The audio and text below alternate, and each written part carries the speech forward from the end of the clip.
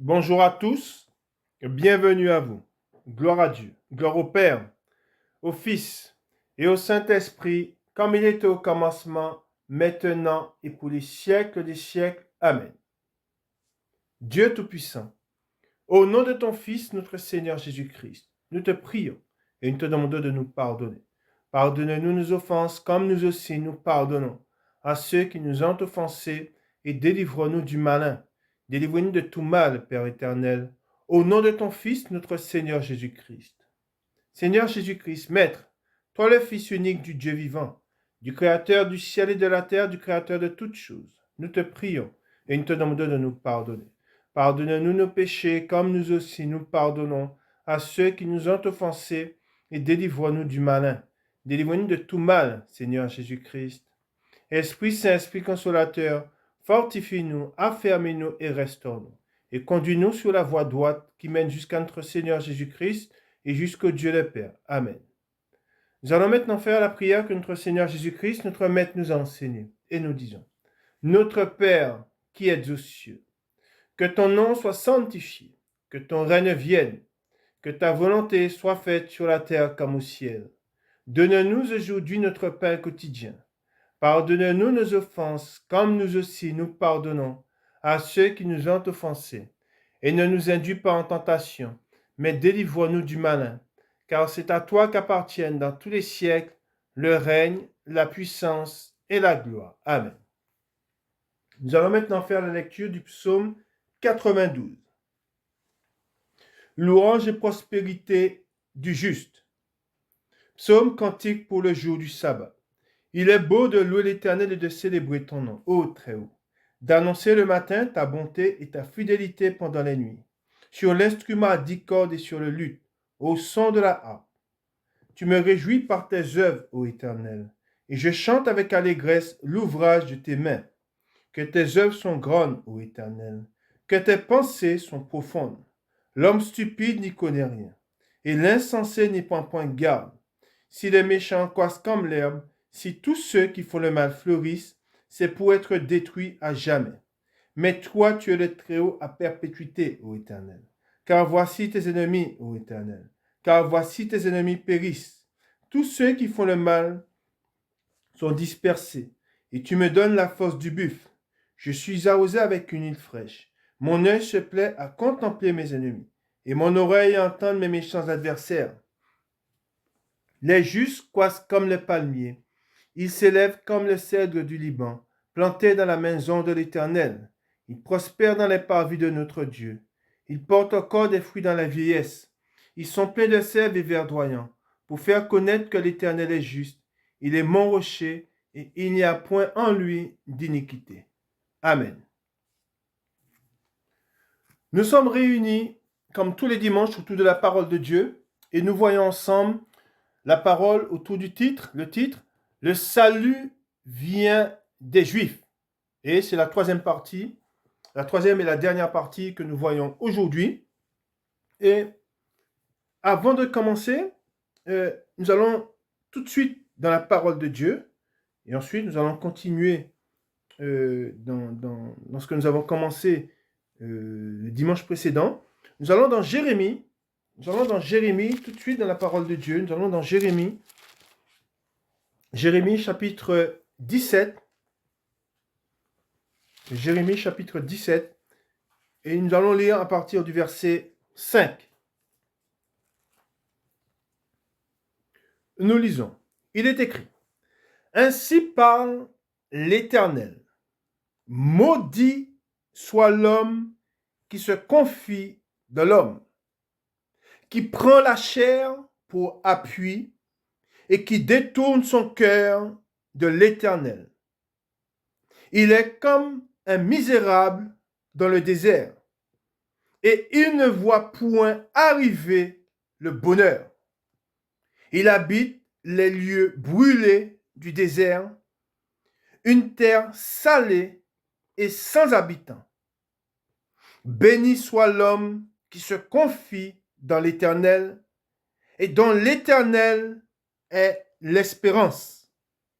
Il est comme un arbre planté près des eaux et qui étend ses racines vers le courant. Il n'aperçoit point la chaleur quand elle vient et son feuillage reste vert. Dans l'année de la sécheresse, il n'a point de crainte et il ne cesse de porter du fruit. Nous vivons des temps difficiles et les temps qui s'en viennent seront encore plus difficiles. Notre Seigneur Jésus-Christ ne nous a rien caché. Il nous parle de tribulations. Et les tribulations dont le Seigneur nous a parlé dans les Écritures, ces tribulations sont les signes. Et le Seigneur nous dit, si je vous dis ces choses, c'est qu'afin que ne soit pas pour vous une occasion de chute.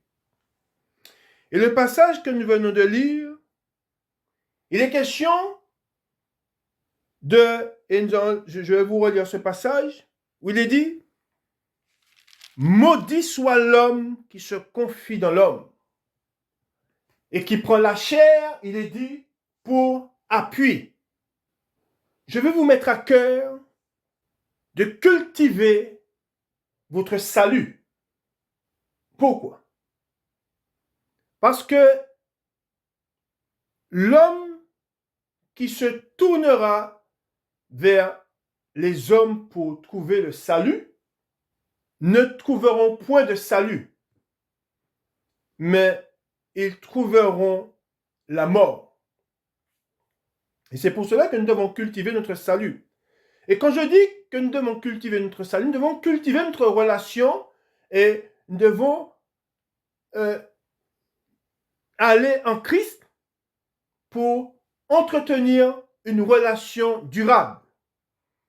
Il est très important, quand je dis de cultiver notre salut, de rechercher le Seigneur dans toutes nos voies et de ne pas chercher du secours auprès des hommes.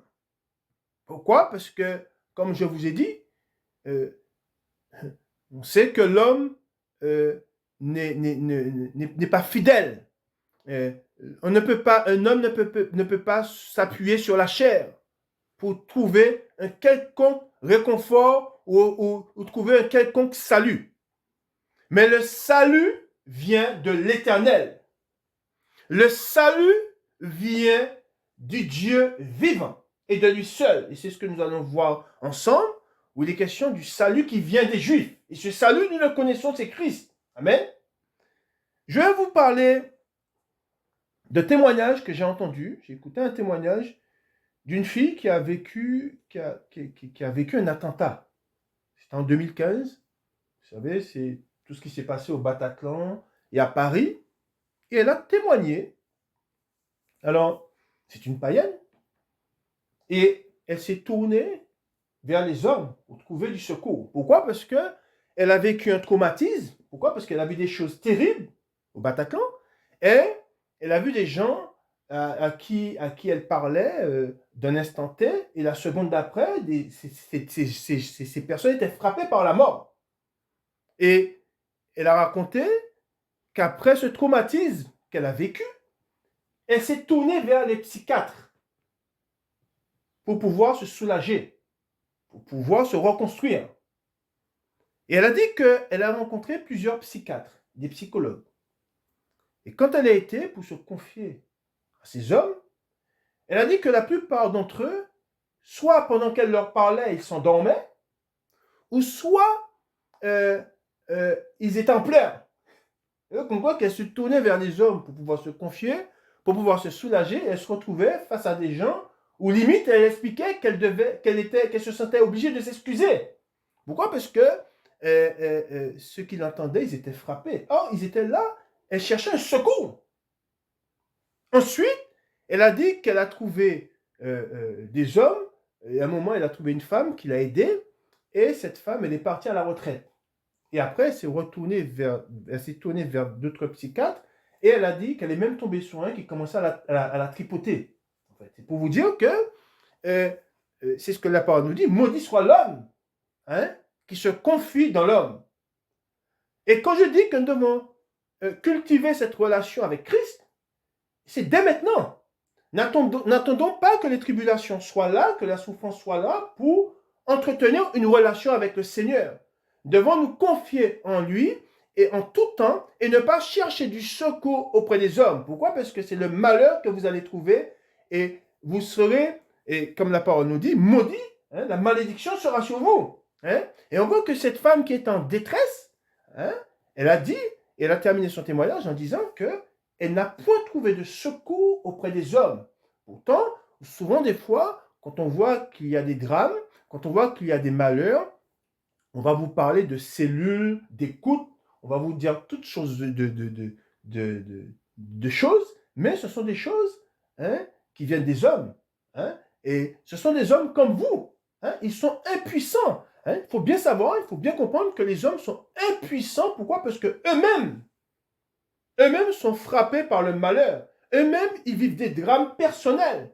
Et quand ils sont là à écouter des gens qui vivent des drames, eh ben, eux-mêmes, eh ben, on voit comment ils réagissent. Et là, ils disaient que soit ils étaient en pleurs, eux-mêmes ils étaient en pleurs, ou sinon, ben, c'est comme le mercenaire. Hein? Ils voient le malheur qui s'en vient et ils s'enfuient. Hein? Ce sont des mercenaires. Et on voit que cette femme, hein, ne connaissant pas le Seigneur, eh ben, elle a fait ce que font beaucoup de païens. Ils se remettent à des hommes comme eux. Or, nous avons l'Éternel, nous avons Dieu. Dieu est venu au milieu de nous. Et c'est ce Dieu que nous voyons à travers les Écritures. Et nous allons continuer à voir hein, qu'est-il dit de ce Dieu, du Dieu vivant, hein, qui est paru, qui est venu au milieu des hommes. Et on voit que quand il est venu au milieu des hommes, qu'est-ce qu'il a fait hein? Il n'a pas pris soin de lui, mais il a pris soin de tous ceux, des estropiés, des malades, hein, des aveugles qui venaient vers lui, de ceux qui étaient habités d'esprits impurs, et il les a délivrés. Hein. C'est pour cela que, comme nous avons vu dans les Écritures, Jésus veut dire le Dieu qui délivre, hein, le Dieu qui sauve. Et c'est par Dieu seulement que nous sommes sauvés, et c'est lui qui nous sort du malheur. Hein. C'est lui qui nous protège, qui nous garde hein, contre le mal, et c'est lui qui nous sauve. C'est Dieu seul qui sauve. Amen. Et nous allons voir ce qui est dit dans les Écritures. Amen. Alors nous allons aller dans Ésaïe. Ésaïe, nous allons continuer la lecture dans Ésaïe au chapitre 7. Et nous allons lire à partir du verset 10. Le titre, Annonce de la naissance d'Emmanuel. Je répète le titre, Annonce de la naissance d'Emmanuel. Emmanuel qui veut dire Dieu avec nous. Nous lisons. L'Éternel parla de nouveau à Akaz et lui dit, demande en ta faveur un signe à l'Éternel ton Dieu. Demande-le soit dans les lieux bas, soit dans les lieux élevés. Akaz répondit, je ne demanderai rien, je ne tenterai pas l'Éternel. Ésaïe dit, alors, écoutez donc, maison de David. Est-ce trop peu pour vous de lasser la patience des hommes, que vous lassiez encore celle de mon Dieu? C'est pourquoi le Seigneur lui-même vous donnera un signe. Voici, la Vierge deviendra enceinte, elle enfantera un fils, et elle lui donnera le nom d'Emmanuel. Emmanuel qui veut dire, je vous ai dit, Dieu avec nous.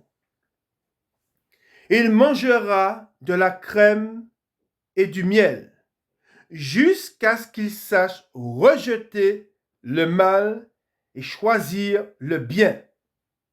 Mais avant que l'enfant sache rejeter le mal et choisir le bien, le pays dont tu crains les deux rois sera abandonné. Amen. Là, nous venons de lire le passage où Ésaïe, le prophète, a prophétisé par le Saint-Esprit sur la venue de Jésus-Christ. Amen. Je vous ai dit que le salut vient des Juifs. Et c'est de Jésus-Christ qu'il est question. Et nous allons lire un deuxième passage dans Ésaïe, toujours dans Ésaïe, au chapitre 9. Ésaïe, chapitre 9. Il est question toujours de Jésus-Christ, de la lumière qui vient dans les ténèbres. Nous lisons Ésaïe, chapitre 9, à partir du verset 1. Le peuple qui marchait dans les ténèbres voit une grande lumière. Sur ceux qui habitaient le pays de l'ombre de la mort, une lumière resplendit, tu rends le peuple nombreux. Tu lui accordes de grandes joies. Il se réjouit devant toi comme on se réjouit à la moisson, comme on pousse des cris d'allégresse au partage du butin. Car le joug qui pesait sur lui, le bâton qui frappait son dos, la verge de celui qui l'opprimait, tu les brises comme à la journée de Madian. Car toute chaussure qu'on porte dans la mêlée et tout vêtement guerrier roulé dans le sang seront livrés aux flammes pour être dévorés par le feu. Car un enfant nous est né. Lisez bien ce qui est dit de lui. Il est écrit, car un enfant nous est né. Un fils nous est donné. Et la domination reposera sur son épaule. On l'appellera admirable conseiller. Je répète, il est dit, on l'appellera admirable conseiller, Dieu puissant. Amen. Père éternel, prince de la paix. Donné à l'empire de l'accroissement et une paix sans fin au trône de David et à son royaume. L'affermir et le soutenir par le droit et par la justice, dès maintenant et à toujours, voilà ce que fera le zèle de l'Éternel des armées. Amen. Alors, on voit qu'il est question, on l'a vu, il est question au 6, donner à l'empire de l'accroissement et une paix sans fin au trône de David. Amen. Il vient de la maison de David, de Juda, de la tribu de Juda. Et on voit qu'il est question du Christ, comme je vous ai dit, du salut. Et on l'a vu au verset 1, le peuple qui marchait dans les ténèbres voit une grande lumière. Et c'est lui, la lumière, qui éclaire les hommes. Amen. C'est lui, c'est Jésus-Christ, que nous avons la lumière. Et c'est lui notre salut. Et c'est pour cela que les hommes, tous les hommes qui n'ont pas de Christ, sont dans les ténèbres, marchent dans les ténèbres, et tous sont aveugles. Amen. Nous allons lire maintenant un passage dans Luc, où nous voyons toujours le salut, les questions du salut qui vient des Juifs. Et nous sommes en train de voir ce que nous rapportent les Écritures. Et nous devons croire en la parole de Dieu.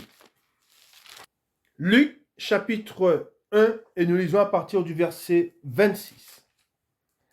Annonce de la naissance de Jésus-Christ. Au 6e mois, l'ange Gabriel fut envoyé par Dieu dans une ville de Galilée, appelée Nazareth, auprès d'une vierge fiancée à un homme de la maison de David, nommé Joseph. Le nom de la vierge était Marie. Amen. Et là, nous voyons, c'est ce qui a été annoncé par Ésaïe le prophète. Et là, nous voyons l'accomplissement de ce que Dieu avait annoncé. Amen.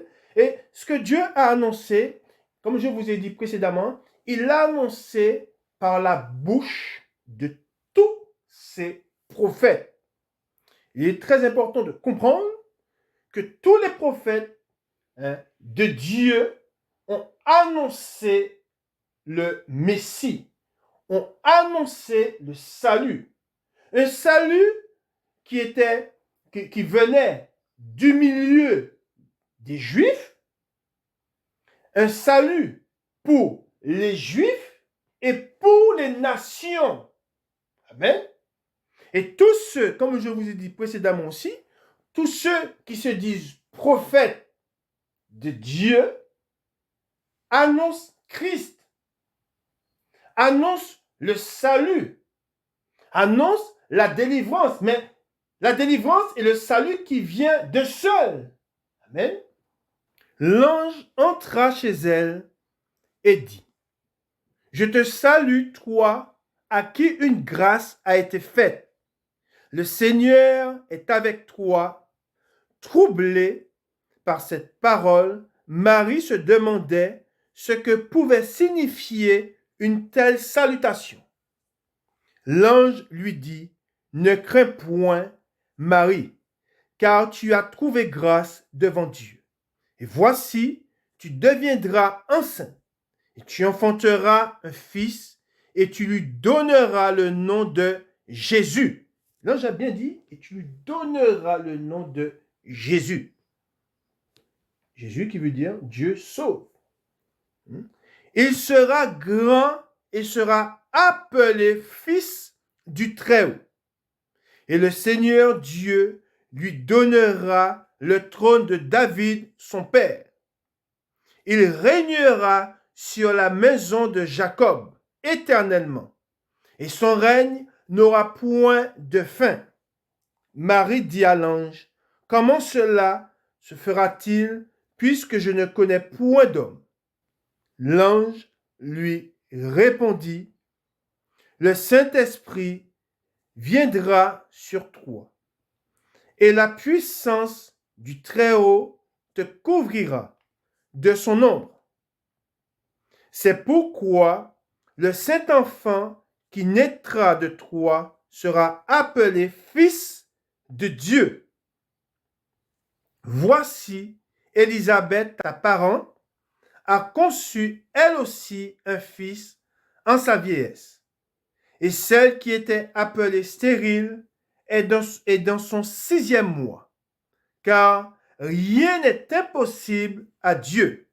Marie dit, « Je suis la servante du Seigneur, qu'il me soit fait selon ta parole. » Et l'ange la quitta. Ensuite, au 39, visite de Marie à Élisabeth. Dans ce même temps, Marie se leva et s'en alla en hâte vers les montagnes dans une ville de Juda. Elle entra dans la maison de Zacharie et salua Élisabeth. Dès qu'Élisabeth entendit la salutation de Marie, son enfant tressaillit dans son sein et elle fut remplie du Saint-Esprit. Elle s'écria d'une voix forte, « Tu es bénie entre les femmes, et le fruit de ton sein est béni. Comment m'est-il accordé que la mère de mon Seigneur vienne auprès de moi? Car voici, aussitôt que la voix de ta salutation a frappé mon oreille, l'enfant a tressailli d'allégresse dans mon sein. Heureuse celle qui a cru, parce que les choses qui lui ont été dites de la part du Seigneur auront leur accomplissement. » Amen. Et ce que nous venons de lire, c'est l'annonce de la naissance de Jésus. La parole que Dieu a accomplie, du moins a annoncée par la bouche de son prophète et de ses prophètes, eh bien, cette parole s'accomplit. Et comme je vous ai dit, aujourd'hui, nous vivons dans une génération, et on le voit tout autour de nous, où les hommes sont, je dirais, ils sont perdus. Les hommes sont... Nous sommes dans une génération, je l'ai déjà dit, où la science des hommes est, elle n'est pas arrivée à ses limites, mais la science est très développée. Nous vivons dans une génération où l'abondance est là. Et les hommes n'ont jamais été aussi malheureux. Pourquoi? Parce qu'il y a un manque. Et ce manque, c'est la présence de Dieu. Or, on voit que beaucoup sont vaincus par le diable, par Satan. Pourquoi? Parce que Satan leur ment. Et pourquoi? Parce que beaucoup mettent fin à leur jour. C'est notre génération. Hein? Et les hommes cherchent du secours et ne trouvent point de secours. Pourquoi? Parce que ce secours est dans un seul. Amen. Dieu a mis son secours dans un seul. Et ce secours, c'est sa droite. Hein? Dans la parole de Dieu, quand Dieu nous parle de sa droite qui lui vient en aide, hein? Quand Dieu parle de sa droite, hein? Il parle de qui? Il parle de Jésus-Christ. Amen. Et c'est pour cela qu'il est dit, Jésus-Christ a dit ces paroles, hein? Qu'il monte au ciel et qu'il s'assoit à la droite du Père. Hein? Il est assis à la droite du Père. C'est lui, hein, la droite puissante de Dieu, et c'est lui qui nous délivre de tout mal. C'est lui qui sauve. Il nous sauve de quoi? Il nous sauve de tout. Hein? Il nous sauve, il nous délivre des angoisses, il nous délivre de la peur, il nous délivre de la maladie, il nous délivre de la mort, il nous délivre de tout. Amen. Et c'est pour cela que, et je l'ai vécu moi-même, souvent on voit que quand les hommes sont frappés par le malheur, par la maladie, on peut voir l'impuissance des médecins. Hein, c'est quelque chose qu'on voit. Et cette impuissance-là, une femme l'a connue, hein, c'est celle qui avait la perte de sang. Hein, il est dit qu'elle a gaspillé son argent. Hein, elle a épuisé ses économies, ses ressources, à aller voir des médecins. Et elle n'a point trouvé de délivrance. Et le jour où elle a entendu parler de Jésus-Christ, hein, elle s'est approchée de lui et elle s'est dit en elle-même, si seulement je touche le bord de son vêtement, je serai guérie. Et dès lors où elle a touché, hein, le Seigneur a connu qu'une force est sortie de lui, cette femme a été guérie. Hein? Or, la perte de sang, elle avait depuis 12 ans. Hein? Et ça veut dire qu'aujourd'hui, le Seigneur, il délivre. Hein? Pourquoi? Pourquoi il délivre aujourd'hui? Parce qu'il est là. Il est là. Hein? Le Seigneur nous dit dans sa parole, je serai avec vous jusqu'à la fin du monde. Le salut, c'est maintenant. C'est ce qui est dit dans la parole de Dieu. Le salut, c'est maintenant. Hein? Le Seigneur, il est là. Mais il faut, et comme dit les Écritures, comme nous dit les Écritures, c'est l'action. Il faut le chercher. Hein? Et qu'est-ce que l'action? Cherchez et vous trouverez. Demandez et l'on vous donnera. Frappez et l'on vous ouvrira. C'est l'action. Hein? Il ne peut pas rester là sur soi-même à se plaindre, mais il faut crier vers celui qui sauve. Il faut crier vers celui qui délivre. Amen. Il délivre de tout. Il délivre de tout. Et il délivre même de la mort. Hein? Ce qu'aucun homme ne peut faire. Lui, il le fait. Hein? C'est pour cela que Jésus-Christ a dit cette parole aux disciples. Hein? Aux hommes, cela est impossible, mais à Dieu, tout est possible. Il est Dieu. La parole s'est faite chair. Amen. Nous continuons dans la parole de Dieu. Nous avons vu, nous venons de lire, l'ange qui a annoncé à Marie la naissance du Christ. Et là, maintenant, nous allons voir la naissance du Seigneur. Amen. Nous allons dans Luc, c'est toujours dans Luc, et nous allons lire le chapitre 2, chapitre de Luc, chapitre 2, et nous lisons à partir du verset 1. Nous lisons. Naissance de Jésus à Bethléem. En ce temps-là, parut un édit de César Auguste, ordonnant un recensement de toute la terre. Ce premier recensement eut lieu pendant que Quirinus était gouverneur de Syrie. Tous allaient se faire inscrire chacun dans sa ville. Joseph aussi monta de la Galilée, de la ville de Nazareth, pour se rendre en Judée, dans la ville de David, appelée Bethléem, parce qu'il était de la maison et de la famille de David, afin de se faire inscrire avec Marie, sa fiancée, qui était enceinte. Pendant qu'il était là, le temps où Marie devait accoucher arriva, et elle enfanta son fils premier-né. Elle l'emmaillota et le coucha dans une crèche parce qu'il n'y avait pas de place pour eux dans l'hôtellerie. Il y avait dans cette même contrée des bergers qui passaient dans les champs les veilles de la nuit pour garder leurs troupeaux. Et voici, un ange du Seigneur leur apparut, et la gloire du Seigneur resplendit autour d'eux. Ils furent saisis d'une grande frayeur. Mais l'ange leur dit, ne craignez point, car je vous annonce une bonne nouvelle qui sera pour tout le peuple le sujet d'une grande joie. C'est qu'aujourd'hui, dans la ville de David, il vous est né un sauveur, qui est le Christ, le Seigneur.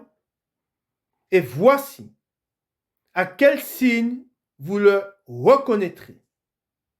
Vous trouverez un enfant emmailloté et couché dans une crèche. Et soudain, il se joignit à l'ange une multitude de l'armée céleste louant Dieu et disant, gloire à Dieu dans les lieux très hauts et paix sur la terre parmi les hommes qui l'agréent. Lorsque les anges les eurent quittés pour retourner au ciel, les bergers se dirent les uns aux autres, allons jusqu'à Bethléem et voyons ce qui est arrivé, ce que le Seigneur nous a fait connaître. Ils y allèrent en hâte, et ils trouvèrent Marie et Joseph et le petit enfant couché dans la crèche. Après l'avoir vu, ils racontèrent ce qui leur avait été dit au sujet de ce petit enfant. Tous ceux qui les entendirent furent dans l'étonnement de ce que leur disaient les bergers. Marie gardait toutes ces choses et les repassait dans son cœur. Et les bergers s'en retournèrent, glorifiant et louant Dieu pour tout ce qu'ils avaient entendu et vu, et qui était conforme à ce qui leur avait été annoncé. Le verset 21, le titre, Jésus présenté dans le temple de Jérusalem. Le 8e jour auquel l'enfant devait être circoncis étant arrivé, on lui donna le nom de Jésus, nom qu'avait indiqué l'ange avant qu'il soit conçu dans le sein de sa mère. Et quand les jours de leur purification furent accomplis, selon la loi de Moïse, Joseph et Marie le portèrent à Jérusalem pour le présenter au Seigneur, suivant ce qui est écrit dans la loi du Seigneur. Tout mâle premier-né sera consacré au Seigneur. Et pour offrir en sacrifice 2 tourterelles ou 2 jeunes pigeons, comme cela est prescrit dans la loi du Seigneur. Adoration de Siméon et d'Anne. Et voici, il y avait à Jérusalem un homme appelé Siméon. Cet homme était juste et pieux. Il attendait la consolation d'Israël et l'Esprit Saint était sur lui. Il avait été divinement averti par le Saint-Esprit qu'il ne mourrait point avant d'avoir vu le Christ du Seigneur. Il vint au temple poussé par l'Esprit.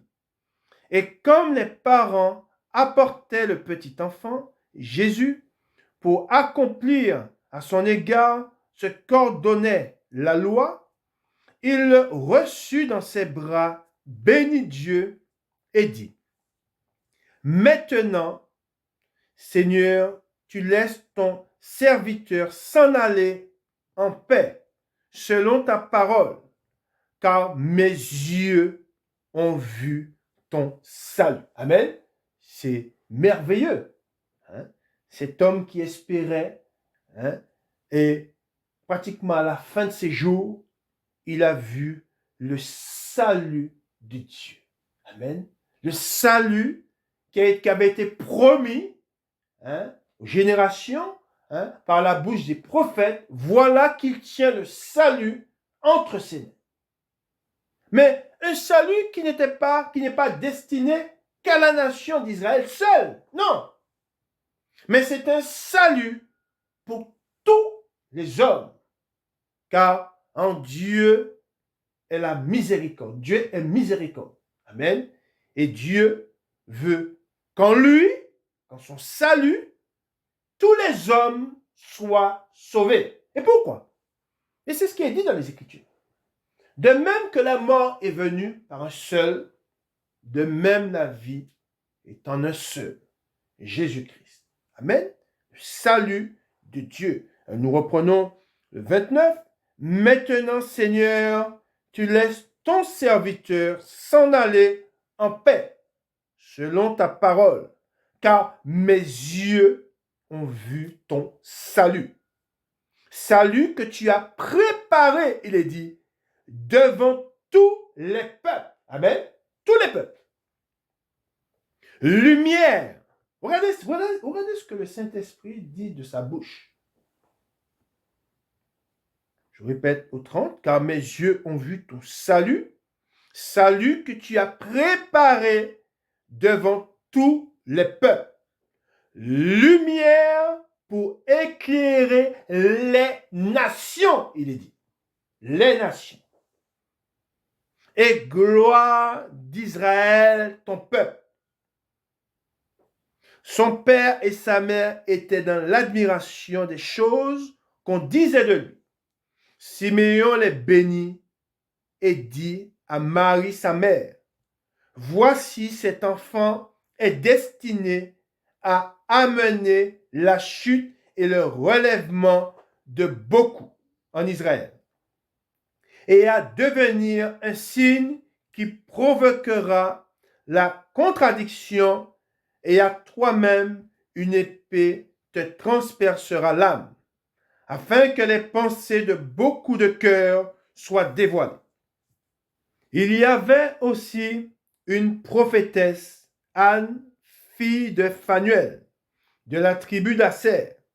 Elle était fort avancée en âge et elle avait vécu 7 ans avec son mari depuis sa virginité. Restée veuve et âgée de 84 ans, elle ne quittait pas le temple et elle servait Dieu nuit et jour, dans le jeûne et dans la prière. Étant arrivée, elle aussi, à cette même heure, elle louait Dieu et elle parlait de Jésus à tous ceux qui attendaient la délivrance de Jérusalem. Amen.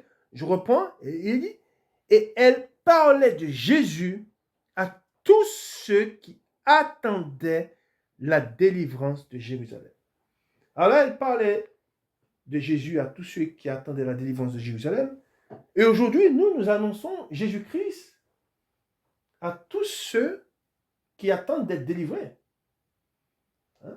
Beaucoup d'hommes sont chargés, beaucoup d'hommes sont captifs du péché, beaucoup d'hommes vivent dans l'angoisse, vivent dans la maladie, vivent dans les épreuves, mais ne connaissant pas le Seigneur, car beaucoup, je dis bien beaucoup d'hommes ne connaissent pas le Seigneur. Et je le constate, hein, quand je parle à des hommes, hein, beaucoup connaissent Jésus-Christ, mais ils le connaissent mal. Pourquoi? Parce qu'ils le connaissent à travers la religion.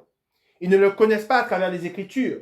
Ils ne le connaissent pas dans la vérité. Car nous le connaissons dans la vérité. Pourquoi? Parce que nous avons été aux Écritures, mais beaucoup le connaissent par la religion. Et ne le connaissant pas, nous, ce qui nous incombe à nous qui avons cru en lui, nous qui avons reçu le salut de Dieu, ce salut, il ne nous est pas destiné à nous seuls. Mais c'est un salut qui doit être propagé. Car on voit que tous ceux qui ont connu ce salut font une chose, ils l'annoncent. Et on voit que cette femme, il est dit, on reprend en 38, étant arrivée elle aussi à cette même heure, elle louait Dieu et elle parlait de Jésus à tous ceux, amen, qui attendaient la délivrance de Jérusalem. À son époque, elle a prêché Jésus-Christ. Amen. Et c'est ce que nous devons faire. Et comme je vous ai dit, beaucoup ne connaissent pas le Seigneur et beaucoup sont captifs. Amen. Et c'est pour cela que nous, il nous incombe à nous, de poussés par le Saint-Esprit, car c'est par le Saint-Esprit que nous annonçons le salut, eh bien, nous annonçons aux hommes la délivrance. Amen. Nous continuons dans la parole de Dieu. Nous allons dans Hébreux au chapitre 1, et nous lisons à partir du verset 1.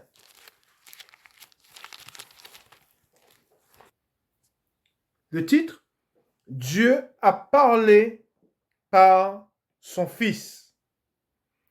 Après avoir autrefois, à plusieurs reprises et de plusieurs manières, parlé à nos pères par les prophètes, Dieu, dans ces derniers temps, nous a parlé par le Fils. Il l'a établi, héritier de toutes choses.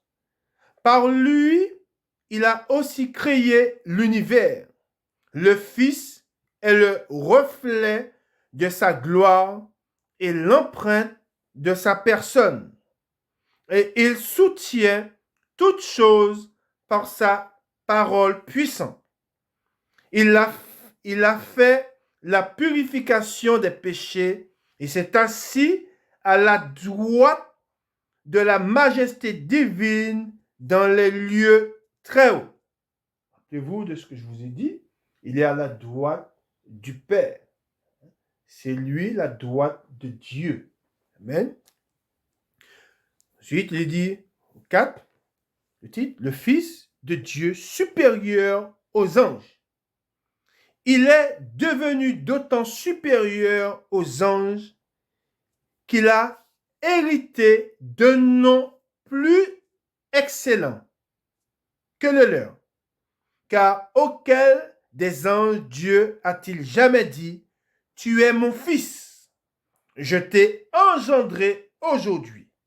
Et encore, je serai pour lui un père, et il sera pour moi un fils.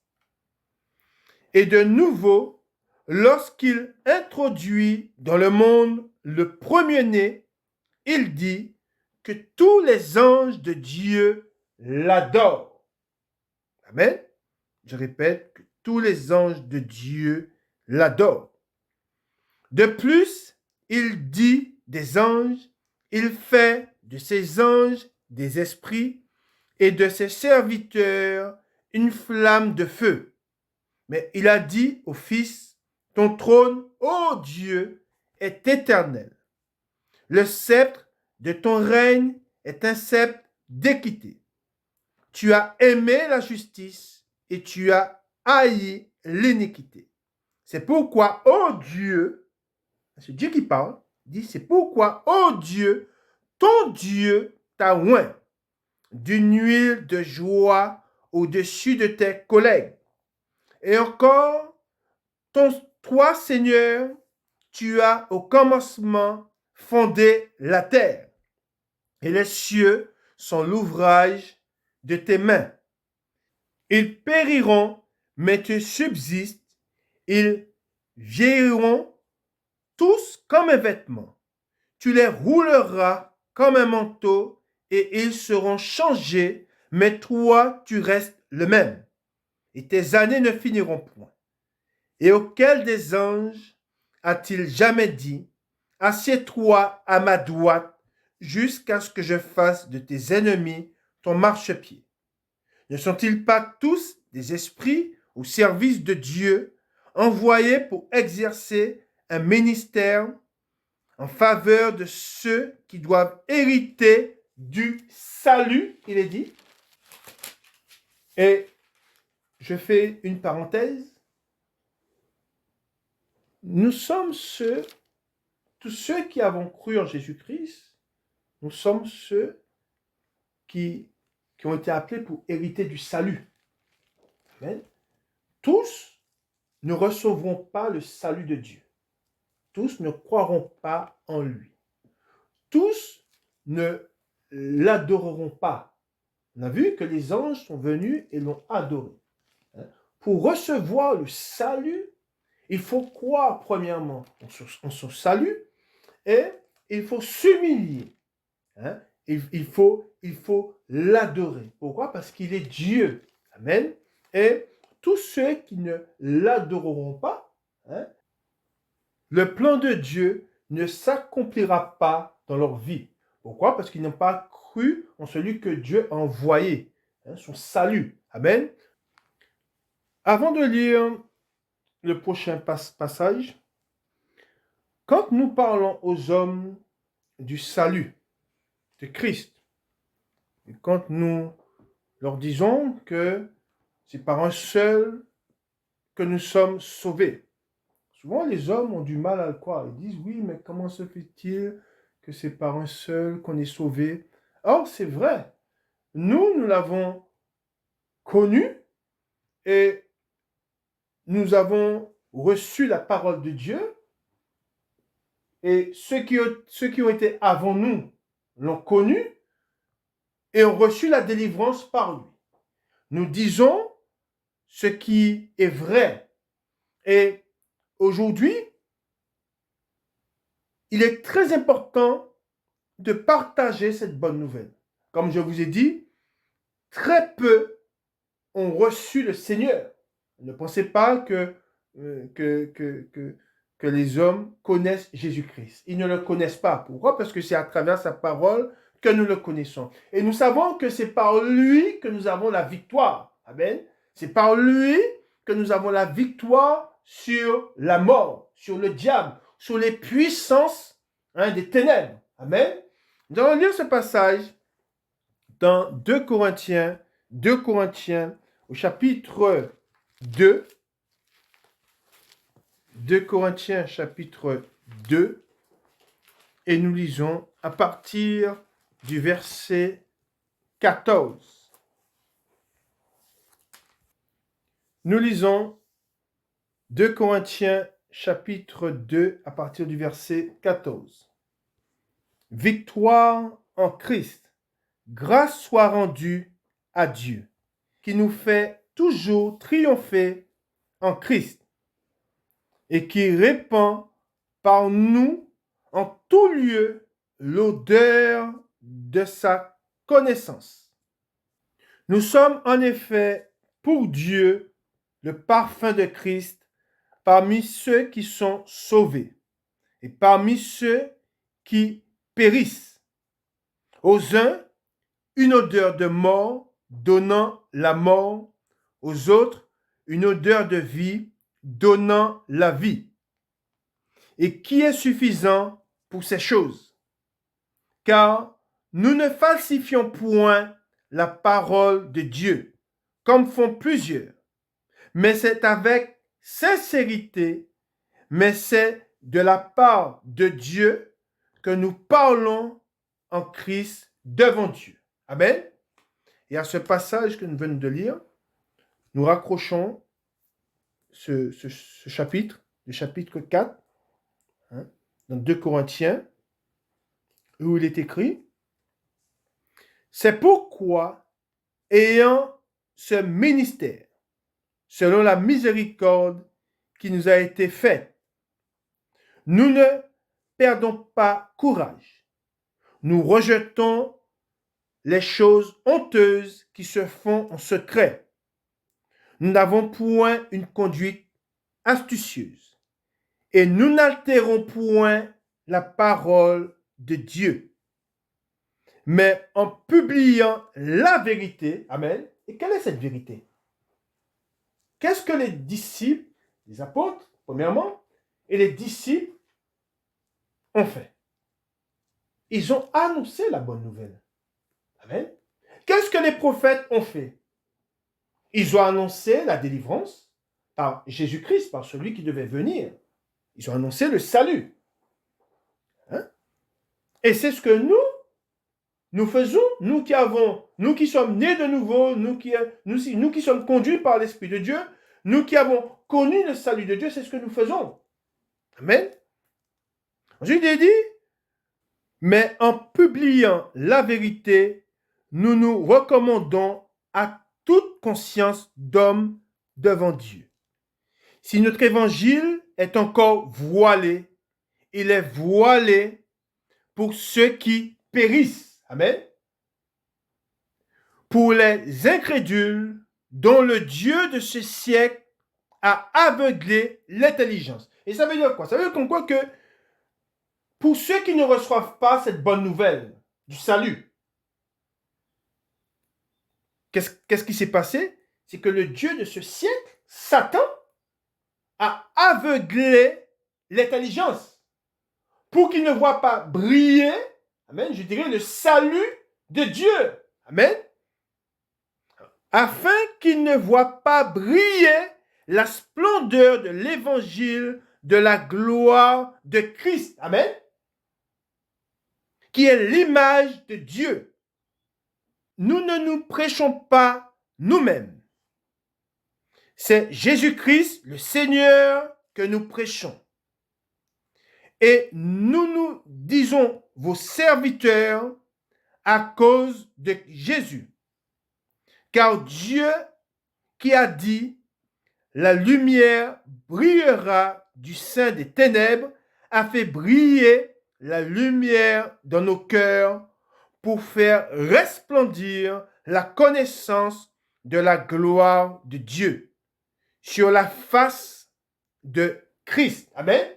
Et c'est pour cela que nous qui avons reçu cette lumière du salut, et nous nous rappelons ce que Jésus-Christ a dit, nous sommes la lumière des hommes. Amen. Pourquoi? Parce que Jésus-Christ vit en nous. Et nous devons faire resplendir la face du Seigneur devant les hommes. Amen. Et nous devons annoncer le salut. Pourquoi? Parce que nous savons que tout homme qui meurt dans son péché, tout homme qui meurt n'ayant pas connu le Seigneur, amen, c'est une âme qui est gagnée, que le diable du moins gagne. Amen. Nous continuons dans la parole de Dieu. Nous allons lire ce passage dans les Écritures dans 2 Corinthiens au chapitre 5, et nous allons lire à partir du verset 11. Le titre, Ministère de la réconciliation. Amen. Et cette réconciliation, elle se fait que par Jésus-Christ. Amen. Qui est notre salut. Et c'est par lui que nous avons été réconciliés avec Dieu. Et c'est nous en lui et lui en nous que nous annonçons aux hommes la paix. Amen. La paix, par Jésus-Christ. Il est écrit, connaissant donc la crainte du Seigneur, nous cherchons à convaincre les hommes. Dieu nous connaît. Et j'espère que dans vos consciences, vous nous connaissez aussi. Nous ne nous recommandons pas de nouveau nous-mêmes auprès de vous, mais nous vous donnons l'occasion de vous glorifier à notre sujet, afin que vous puissiez répondre à ceux qui tirent gloire de ce qui est dans les apparences, et non dans le cœur. En effet, si je suis hors de sens, c'est pour Dieu, et si je suis de bon sens, c'est pour vous. Car l'amour de Christ nous presse parce que nous estimons que si un seul est mort pour tous, tous donc sont morts. et qu'il est mort pour tous, afin que ceux qui vivent ne vivent plus pour eux-mêmes, mais pour celui qui est mort et ressuscité pour eux. Ainsi, dès maintenant, nous ne connaissons personne selon la chair. Et si nous avons connu Christ selon la chair, maintenant, nous ne le connaissons plus de cette manière. Si quelqu'un est en Christ, il est une nouvelle création. Les choses anciennes sont passées. Voici, toutes choses sont devenues nouvelles. Et tout cela vient de Dieu, qui nous a réconciliés avec lui par Christ et qui nous a donné le ministère de la réconciliation. Car Dieu était en Christ, réconciliant le monde avec lui-même, en n'imputant point aux hommes leur offense. Et il a mis en nous la parole de la réconciliation. Nous faisons donc les fonctions d'ambassadeurs pour Christ, comme si Dieu exhortait par nous. Nous vous en supplions, au nom de Christ, soyez réconciliés avec Dieu. Celui qui n'a point connu le péché, il l'a fait devenir péché pour nous, afin que nous devenions en lui justice de Dieu. Amen. Voilà ce qui est dit dans la parole de Dieu. Et c'est par Jésus-Christ seul que les hommes, que l'homme se réconcilie avec Dieu. Et c'est pour cela que nous devons recevoir ce salut qui vient des Juifs, qui est Jésus-Christ. C'est ce que nous avons vu dans les Écritures. Et nous croyons à ce qui est écrit et nous l'avons reçu. Amen. Et à tous ceux qui l'ont reçu, qui reçoivent Jésus-Christ, ils deviennent enfants de Dieu. Amen. Et ils ne sont plus séparés de Dieu. Ils ne sont plus esclaves du péché, mais ils sont esclaves, je dirais, du Seigneur. Que le Seigneur vous bénisse et qu'il vous garde. Bon dimanche à vous. Amen.